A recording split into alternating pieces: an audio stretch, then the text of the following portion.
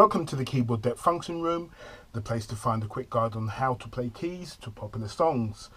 Today we're going to look at Nobody Does It Better, as recorded by the American singer Carly Simon for the 1977 release of the James Bond movie The Spy Who Loved Me.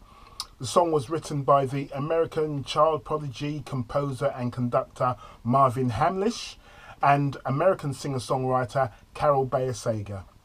Genre is pop. The recording has both acoustic piano and Fender Rhodes on there. I don't know who played it, but I tend just to focus on the piano to accompany the singer. That's essentially what you're doing. The song is in the key of F. As usual, you'll find a song arrangement and a basic chord sheet in the description box below. A reminder to like, share and subscribe if you find these videos helpful, and remember to hit the notification button for instant notification of instant uploads.